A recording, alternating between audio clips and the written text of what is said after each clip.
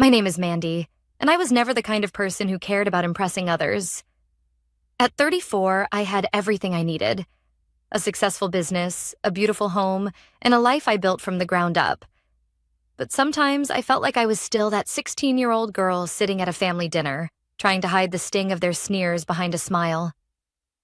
Tonight was supposed to be different. It was Thanksgiving, and for once I thought maybe this year would be the one where my family would finally see me for who I really was. Not just as the girl with the junk car, the one who worked too much, or the one who wasn't good enough in their eyes. As I pulled up to my parents' house in the old Toyota Corolla, I felt the familiar weight settle in my chest, the familiar pang of being looked down on. The car wasn't new. It was a 2008 model that had been with me through thick and thin. Reliable, sturdy, and practical, just like me. But to my family, it was just another reason to mock me. Another thing they could use to prove that I hadn't made it. I parked behind my cousin Alex's sleek black Porsche, and I could already hear the muffled sounds of laughter and clinking glasses from inside. The house, as always, was pristine, with its manicured lawn and perfect holiday decorations. The table would be set with silver cutlery and fine china, a setting designed to impress anyone who stepped foot in this place. But I knew that none of it would matter. Not to them. "Hi, Mandy." My mom greeted me with a polite smile when she opened the door, but I could see the judgment in her eyes as she looked past me, her gaze lingering on the car. "Hi, Mom," I said, stepping inside, trying to ignore the tightness in my chest. Inside, the dinner was already in full swing. My cousins, aunts, and uncles were chatting around the grand table. I noticed Alex, the ever-confident cousin, leaning back in his chair with a smug smile as he talked about the latest real estate deal he'd made. Then there was Karen, the older cousin who never let a chance slip by to remind me of my place in the family hierarchy. She was perched at the head of the table, talking loudly about her husband's new job at a prestigious law firm. "Still driving that junk, Mandy?" Karen's voice rang out, too loud, too deliberate. Everyone turned toward me. Her words cut through the noise like a knife, and I felt every pair of eyes on me. I smiled, the way I always did when I was uncomfortable. "It's reliable," I said, trying to keep my voice calm. "It gets me where I need to go." The room fell silent for a moment before Alex chimed in. "I mean, seriously, Mandy, how long are you going to hold on to that thing? You could afford something way better if you just let go of that old pride of yours." I could feel my cheeks burn, but I kept my cool. This was nothing new. It was their way of reminding me that I didn't fit in, that I wasn't one of them. The ones who were successful, who drove fancy cars and wore designer clothes. It was easy for them to forget that I had built my success from scratch, not inherited it or married into it. But what did it matter to them? "Well, maybe I like it this way," I said, taking my seat at the table, trying to deflect the sting of their words. But deep down, I knew the truth. I wasn't just holding on to my old car out of stubbornness. I was trying to prove something they'd never understand. I had worked hard to get where I was, and the last thing I needed was their validation. "Anyway," I said, changing the subject, "how's everyone else doing?" I took a sip of my wine, hoping to steer the conversation away from my car. But before anyone could answer, my phone buzzed on the table. I glanced at it briefly, but then quickly glanced up again, just in time to catch Karen rolling her eyes. "Always so busy, aren't you?" she said. "Maybe if you spent less time working and more time enjoying life, you wouldn't be so uptight." I opened the text message on my phone quickly. My heart skipped a beat when I saw the name on the screen. It was Jennifer, my assistant. She'd been with me since the beginning of my business, and she knew everything about me. Everything that mattered. "Your jet is ready, ma'am," the message read. I froze, my hand still gripping the wine glass. And for a moment, the world around me felt like it had slowed down. My gaze moved across the table, meeting each of my relatives' eyes. Their expressions shifted in a split second, from smug amusement to something far different. Shock, disbelief, and then curiosity. The noise around me seemed to fade, and all I could hear was the pounding of my heart as I held up my phone. And without missing a beat, I read Jennifer's message aloud. "Your jet is ready, ma'am." The table went completely silent. The kind of silence that feels so thick, you can almost taste it. "Excuse me," I said quietly, setting down my wine glass. "I need to take this." As I stood up, every pair of eyes followed me. The familiar sneers were gone, replaced with a look I couldn't quite place. Sudden realization, maybe? Or was it fear? Either way, the tension in the room was palpable, thick enough to cut with a knife. I stepped into the hallway, feeling a strange mix of emotions. Pride, defiance, but also a small twinge of regret. I hadn't meant to expose them like this, not in front of everyone. But I'd been carrying this weight for years, and tonight I wasn't going to hide it anymore. They could think what they wanted, but I wasn't the same person they'd always belittled. The sound of Jennifer's voice on the other end of the line brought me back to reality. "Everything's in place, Mandy. Just let me know when you're ready." I took a deep breath, feeling the familiar rush of power and control that had defined my success. Maybe tonight wasn't about impressing my family. Maybe it was just about showing them the truth. With a sigh, I turned and headed back into the dining room, my eyes meeting each of their gazes, knowing that things would never be the same after tonight. I walked back into the dining room, my footsteps slow, deliberate, as though the weight of the moment was pressing down on me with every step. The silence around me was unnerving, the kind of silence that says everything without a single word being spoken. The family, once bustling with their usual chatter, now sat frozen. Their glasses, filled to the brim with wine, remained untouched. The clink of silverware against fine china had ceased. All eyes were on me. I stood there for a moment, surveying the room, taking in the stunned faces. Alex, the cousin who'd mocked me the most, looked as though someone had slapped him across the face. His usual confident smirk was nowhere to be found, replaced with wide, startled eyes. Karen's mouth hung open slightly, her perfectly painted lips frozen in surprise. My parents, well, they had the look of people who had just been blindsided by a force they never saw coming. It was a feeling I was getting used to, watching them react as if they had no idea who I really was. I cleared my throat, the weight of their stares making my palms sweat. "Sorry, Jennifer's just confirming the final details," I said, my voice steady, but my heart pounded in my chest. I could feel my mother's eyes boring into me, her gaze heavy with something I couldn't quite place.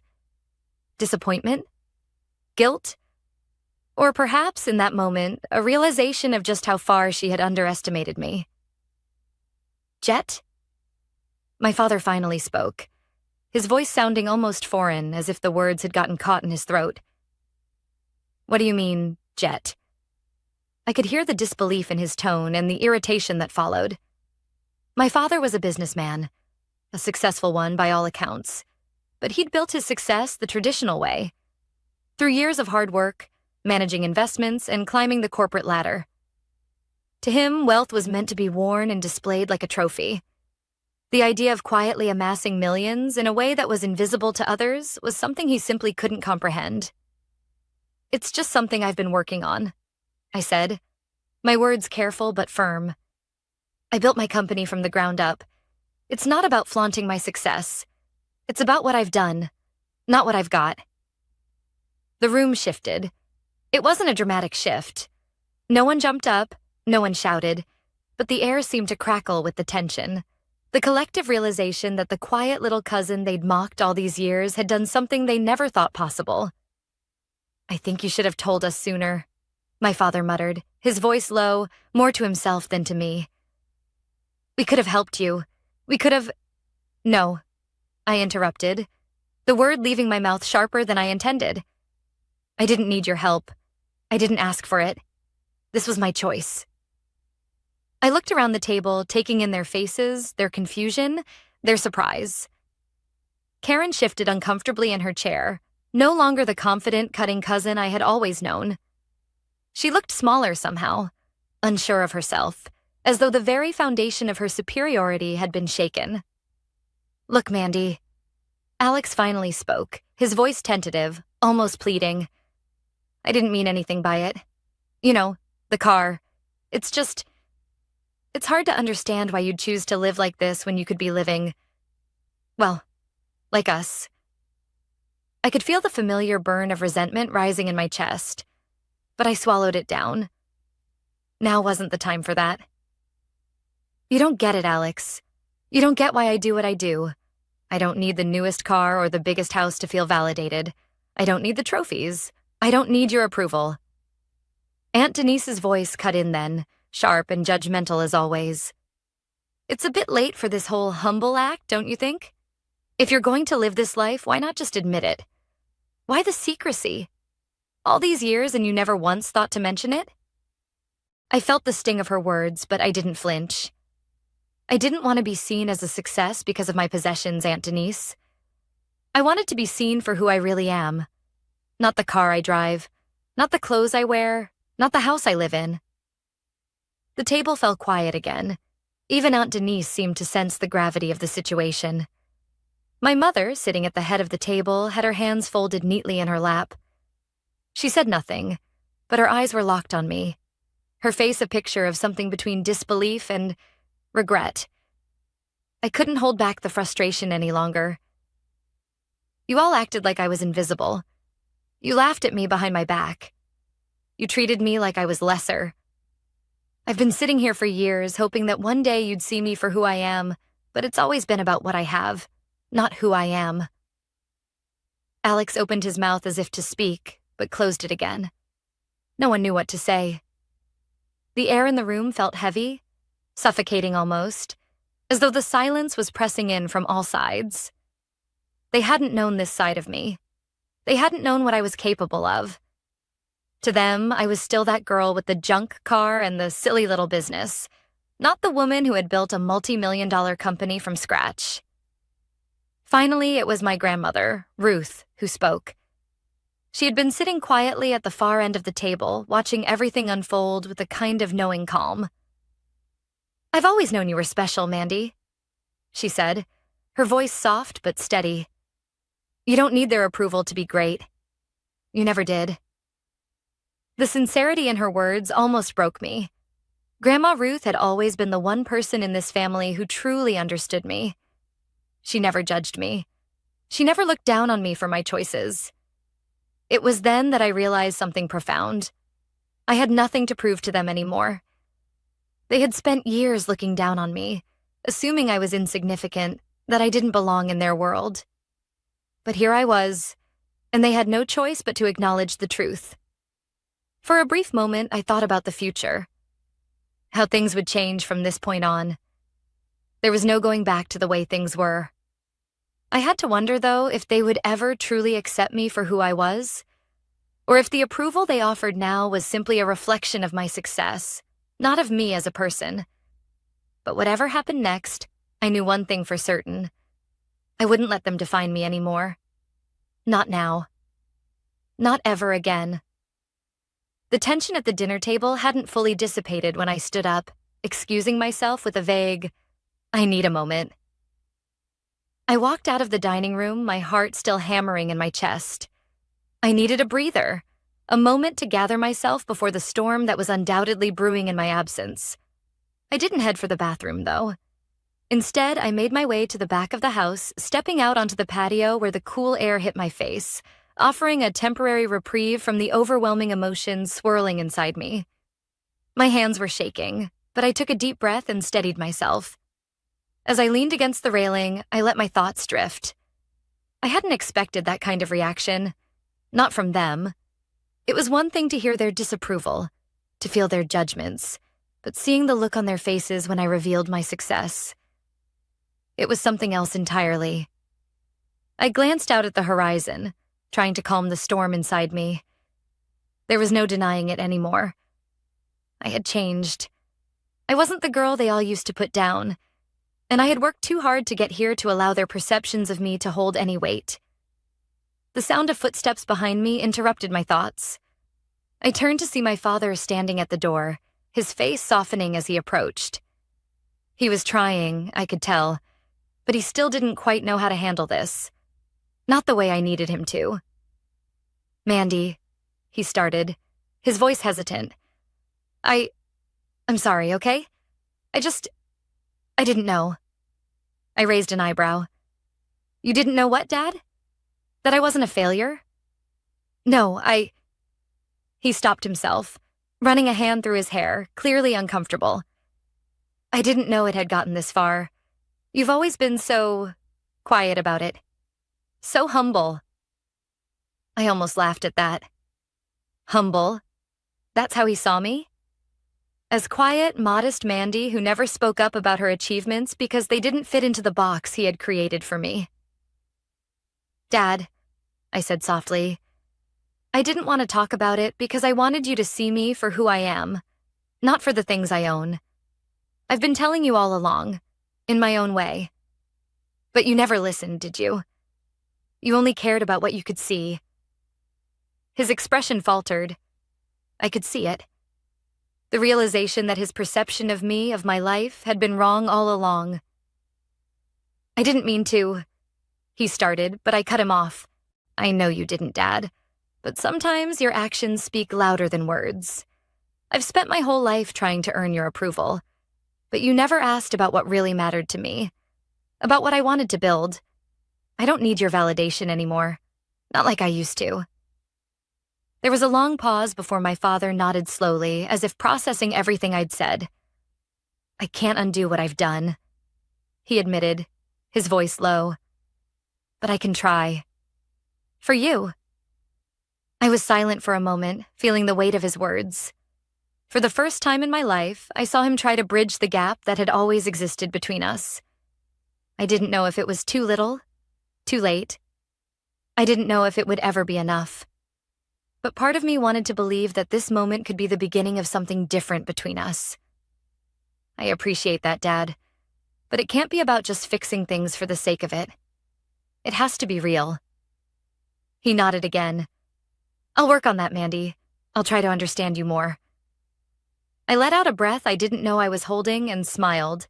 A small, genuine smile. That's all I've ever wanted. As I turned to walk back inside, I noticed the other members of the family had gathered in the living room. Their expressions were a mixture of curiosity and awkwardness, unsure of how to proceed now that the reveal was over. It felt almost like a slow-motion train wreck, everyone waiting for the next move. I took another deep breath and walked in, my eyes meeting my cousin Alex's. The guilt was evident in his eyes, and I could see him struggling to find the right words. "Look, Mandy," he started, his voice careful. "I'm sorry for what I said earlier. I didn't know. I had no idea." I nodded, appreciating his attempt to make amends. "I get it, Alex. But understand this. What I drive, what I wear, none of that defines who I am. My worth isn't wrapped up in any of that. And neither should yours be." The room fell silent again, but this time the silence felt less charged, more contemplative. The family had been forced to acknowledge a reality they had spent years denying.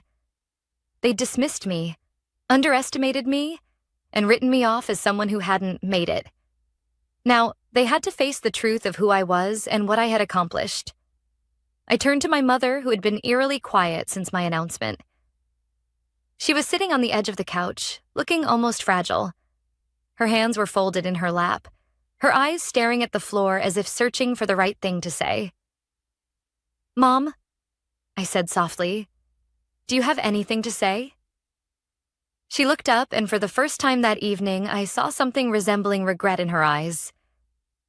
"I didn't know you felt so overlooked," she whispered. I thought you didn't want us to know. I thought it was your choice to keep it quiet." I walked over to her, sitting down beside her. "I've always wanted you to know, Mom. But I've also wanted you to see me for who I am, not for my title or my wealth. All I've ever wanted was to be accepted as I am." She nodded slowly, her eyes glistening with unshed tears. "I don't know how to fix this. I wish I'd seen it sooner." "You don't need to fix it," I said gently. "Just try to be present. Try to understand." For a moment, everything was quiet again. The harshness of the past few years, of being misunderstood, underestimated, and pushed aside, felt like it was beginning to lift. But I knew the journey wasn't over. This was only the beginning. There would be more battles, more moments like this. But I was ready for them. Ready to stand my ground and be seen for who I truly was. The days following that Thanksgiving dinner were a whirlwind of emotions. The truth had been laid bare, and my family, once so confident in their assumptions about me, were now navigating the wreckage of their ignorance. For the first time in my life, I felt like I was standing on solid ground, unshaken by the judgments and expectations that had weighed me down for so long. But as much as I had hoped that my family would suddenly begin to understand me, I knew better. Change wasn't instant. It wasn't a magic switch that could be flipped. The process would be slow, and there would be setbacks. The first few days after the dinner, I received a handful of messages from my parents.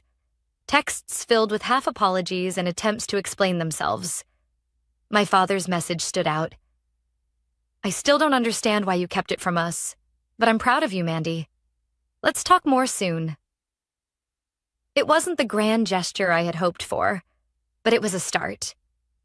For once, I felt like I wasn't fighting an uphill battle on my own. I had been invisible to them for so long, and now, slowly, they were beginning to see me. But I wasn't naive enough to think this would be the end of it.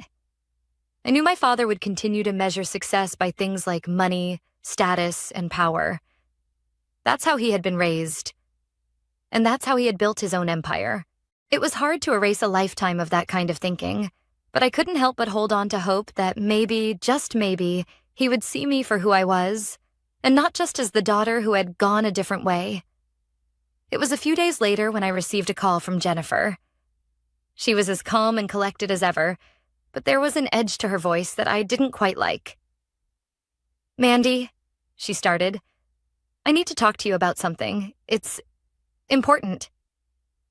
The urgency in her voice made my stomach churn. "What is it?" I asked, already mentally bracing for whatever news she had to share. "I've been hearing things, from clients, from investors," she said, hesitating. "They know about your family, and they're starting to question your business practices, your connection to all that wealth." I paused, my thoughts racing. "Are you saying they think I'm just using my family's name to push my company forward?" Jennifer didn't respond right away, but I could hear the tension in the silence. "It's not that they think that directly, but they're starting to wonder if your success is tied to who you are, not just what you've built." I felt a sharp pang in my chest. It was as though everything I'd worked so hard to achieve, everything I'd fought for, was about to be overshadowed by the very thing I had spent so long trying to hide. My family's wealth, their status, their connections. It was like it was all suddenly being weaponized against me. "I didn't want to tell you this," Jennifer continued, "but I think it's time to have a conversation with the investors, with your team." I shook my head, frustration welling up inside me. "I can't believe this. I've built this company from the ground up and now—" "I know," Jennifer interrupted gently. "But you need to understand, Mandy. They don't care about the blood, sweat, and tears you've put in. They care about the image. And right now, the image isn't what we need." I leaned back in my chair, letting her words sink in. The very thing I had fought to distance myself from, my family's influence, was now threatening to unravel everything I'd worked so hard for. My heart raced as I processed what this meant for the future. The truth of who I was, the authenticity of my journey, seemed to be slipping away, just as the world around me demanded a version of success that fit their expectations. After a long pause, I spoke. "What do you suggest?" "There's no easy way around this, Mandy. But we have to address it. We need to separate you from your family's wealth and connections, completely." It was a hard pill to swallow. I had always prided myself on staying true to who I was, on not letting my family's status define me. But now I was being asked to take another step, to disconnect myself from everything that had brought me to this point, to erase the very foundation that had shaped me. Okay, I said quietly, my voice thick with emotion. I'll do whatever it takes, but I'm not going to lie. I'm not going to pretend I didn't build this company on my own terms. I know, Jennifer said. And that's what we're going to make sure people understand. This is your company, your success, no one else's. We hung up, and I sat there in the silence of my office, the weight of the decision pressing down on me. I couldn't help but feel a little lost. I had always known that success came with sacrifices, but this felt different. This felt like I was being asked to erase a part of myself, one that had been a significant part of my identity for years, but there was no turning back. The moment I had revealed my success, the moment I had let the truth slip out, the game had changed. Now it was time to face the consequences, to rise above the whispers, the doubts, and the expectations. I picked up my phone and sent a text to my parents. We need to talk. I have some things to discuss with you. As I pressed send, I realized that this moment, this turning point, wasn't just about my business. It was about reclaiming my narrative. I couldn't let anyone, not even my own family, rewrite my story. And I wasn't going to let them define me anymore. The conversation with my parents was inevitable. I knew it wasn't going to be easy, but it had to happen. So when I arrived at their house a few days after my talk with Jennifer, I wasn't sure what I'd find. My parents were still processing everything, still struggling to reconcile the image of their daughter with the woman who had built a multi-million-dollar company. I wasn't sure if they'd ever fully accept me for who I was, or if they would always see me as a reflection of their own ambitions. When I stepped inside, my mother was sitting at the kitchen table, her hands wrapped around a cup of coffee, her gaze distant. She didn't look up when I walked in, but I could feel the weight of her silence. My father was nowhere to be seen, but I knew he'd be around soon. He always was. My mother was the more overt one in the family, but my father's judgments were often more biting, hidden beneath his polite smiles and carefully constructed words. Mom, I began softly, pulling out a chair and sitting across from her. We need to talk. She set her coffee cup down and finally looked at me, her expression guarded but not unkind. I know, she said, her voice quiet. About what happened, about everything. I nodded. I don't want to pretend that I've been honest with you, or that you understand everything. But I'm not going to hide who I am anymore. I've worked for everything I have, and I'm not ashamed of it. She sighed, her eyes looking away for a moment, as though trying to find the right words. I never wanted you to hide, Mandy. I wanted things to be perfect for you. I wanted you to have everything I didn't. Mom, I said gently, you've given me so much. But I'm not you. I don't need the same things you did to feel successful. I don't need the luxury cars or the grand vacations. I need to be seen for who I am. Not for what I have, but for what I've built. There was a long pause before she spoke again. I never realized how much I held on to what I thought was success. I thought it was the only way to show you how much I cared, how much I wanted the best for you. I know you do, I said, my voice softening. But I've had to find my own way, my own version of success. She reached across the table, placing her hand on mine. It was a simple gesture, but for once, it felt genuine. I'm sorry, Mandy. I've always loved you, but I guess I never really saw you. I only saw the things that I thought mattered. I squeezed her hand, grateful for her acknowledgement, though I still wasn't sure how much had truly changed. It's not just about what I've achieved, Mom. It's about who I am. And I need you to see that. I need you to see me, not just the idea of me that you've built up in your mind. She nodded, her eyes misting with unshed tears. I'm trying, Mandy. I really am. Just then, my father walked into the room, his presence filling the space like it always did. He was dressed in his usual immaculate suit, his posture as perfect as ever.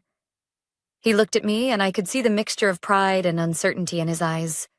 It was the same look he'd had when I'd first started my business. proud but hesitant, unsure of how to relate to me when I wasn't walking the path he'd envisioned for me. "I think we need to talk too," he said, his voice more hesitant than I was used to hearing. I nodded, taking a deep breath. "I agree, Dad." He sat down next to my mother, his hands folded in front of him as though he were about to deliver a speech. "I'll admit, I've always had certain expectations for you," he began, his voice measured. "I thought you were meant to follow the same path we did. The right schools, the right connections, the right career." I felt a pang in my chest as he spoke. This was it. The moment I'd been dreading. The moment when I'd hear the full weight of his disapproval, the judgment he'd kept hidden all these years. "But," he continued, "what I didn't see was that you've created your own path. You've done it your way, and that's something I can't ignore anymore." I blinked in surprise. Was this really happening? Was my father actually acknowledging my success? "I'm proud of you, Mandy," he said, his voice firm. "You've proven me wrong. I never thought you had it in you, but you've done more than I ever could have imagined. And for that, I owe you an apology." I felt a lump form in my throat, and I swallowed it down. "I never needed you to think I was good enough, Dad. I needed you to see me as someone who didn't have to follow the same rules, someone who could create something of my own. And for a long time, I felt like I wasn't enough because I wasn't following your blueprint. But I am enough, and I've been proving that to myself every single day." My father looked at me for a long time, his eyes searching, as though he were finally seeing me for the first time. Slowly, he reached over and placed his hand on top of mine, a gesture that felt both new and foreign. "I can't say that everything will change overnight," he said, his voice steady. "But I'll try, Mandy. I'll try to see you for who you are and not just who I wanted you to be." I smiled, a genuine smile this time, and nodded. "That's all I can ask for, Dad." It wasn't a perfect resolution, and I knew it wouldn't be. There would be moments of discomfort, moments when my parents, especially my father, would still slip into old habits. But for the first time in my life, I felt like I was finally being seen. Not for what I had, not for the expectations they had placed on me, but for who I truly was. As I stood up to leave, my mother hugged me tightly, her arms wrapping around me in a way that felt different from all the other hugs we'd shared. This one was real. "I'm proud of you, Mandy," she whispered, and I believed her. For the first time in years, I felt like I was exactly where I was supposed to be, standing tall, true to myself, and finally beginning to heal the wounds that had been left open for far too long. 6 months had passed since that Thanksgiving dinner, and though the shift had been slow, it had been undeniable. My life, my relationships, my identity, everything had changed. But more than that, I had changed. I had finally learned to stand firm in my truth, to embrace the success I had built, and to stop apologizing for who I was. Today, I was preparing for a meeting that felt different from all the others. This one wasn't about new investors or the next big partnership. This meeting was about solidifying my place in the world, not just as a CEO or a businesswoman, but as someone who had fought her way to the top on her own terms. The agenda was simple. I was meeting with the executives at Nexus Technologies to outline the future of the company and our mission. As I walked into the conference room, I couldn't help but smile. The team I had built, the people who had been with me since the early days of the company, were seated around the table. Jennifer, my loyal assistant turned business partner, sat at the head of the table, her usual calm demeanor radiating confidence. She had always believed in me, even when no one else did. "Good morning, everyone," I said as I walked in, taking a seat at the table. I could feel the energy in the room, the same energy I had worked so hard to cultivate over the years. A culture of respect, of shared values, of authenticity. It was a far cry from the world I had grown up in, where success was measured by possessions and status, not by purpose and connection. "Mandy," Jennifer said, her voice warm but professional, "we're ready to discuss the next phase, the expansion into the international market, the social impact initiatives. Everything is on track." I nodded, feeling the weight of responsibility settle in. There was so much we had accomplished, and so much more to do. But this time, it didn't feel overwhelming. It felt empowering. I was no longer afraid of the challenges ahead. I had learned to embrace them, knowing that I could handle whatever came my way. The next phase is about more than just growth, I began, my voice steady, filled with conviction. It's about staying true to our mission. We've always been about helping small businesses, giving them the tools to compete in a corporate world that often leaves them behind. But we can do more. We need to do more. I glanced around the table, meeting the eyes of each person in the room. I want us to focus on our social impact initiatives. I want to expand our tech education programs, create opportunities for young people in underserved communities, and help bridge the gap in digital equity. We've already made a difference, but we can make a bigger one. Jennifer smiled. I love that direction, Mandy. And we've got the resources and the team to make it happen. I've already started reaching out to some nonprofit organizations that can help us. I felt a surge of pride as the team began discussing the logistics of the expansion. For the first time, the conversation wasn't just about profit margins or client acquisitions. It was about something more meaningful. It was about using our success to create real, lasting change. As the meeting progressed, I found myself reflecting on the path that had brought me here. There had been moments of doubt, moments when I questioned whether I was doing the right thing, whether I was enough. But now I knew that my success was not just a product of hard work. It was a product of my authenticity. I had learned to be true to myself, to embrace my strengths and my flaws, to accept that my worth was not defined by the opinions of others. When the meeting wrapped up, I stood up and looked around the room. Thank you, everyone. I'm proud of what we've accomplished together, and I'm excited for what's next. We've built something special here, and I know we'll continue to grow and make a difference. As I walked out of the room, I felt a sense of peace that I hadn't felt before. There was no more tension in my chest, no more uncertainty about who I was or where I was headed. I was no longer hiding behind a facade, no longer trying to fit into a mold that wasn't mine. I had created my own path, and I was walking it with confidence. Later that evening, I sat down to a quiet dinner in my home. A home that was still modest by some standards, but perfect for me. As I ate, I thought about the changes in my family dynamics over the past few months. They had come a long way, and I had too. My relationship with my parents was still a work in progress, but we were starting to understand each other. My father, in particular, had been trying, really trying, to see me for who I was, not who he wanted me to be. A text buzzed on my phone, interrupting my thoughts. It was from my mom. I've been thinking about what you said, and I want you to know that I'm proud of you. I see you now, Mandy. I see the woman you've become. I smiled, a lump rising in my throat. It wasn't perfect, but it was real. And that was enough. As I finished my dinner, I reflected on the journey I had taken to get here. It had been long and hard, full of challenges and obstacles. But through it all, I had learned the most important lesson of all. Success is not measured by the things you own, the car you drive, or the titles you hold. Success is about living authentically, about being true to yourself, and about using your voice to create change in the world. I looked out the window, the soft glow of the streetlights casting a warm light on the quiet neighborhood outside. For the first time in my life, I felt truly at peace. I had finally become the person I was always meant to be, the woman who didn't need anyone's approval to know her worth. And with that, I knew that the future was mine to shape, on my terms.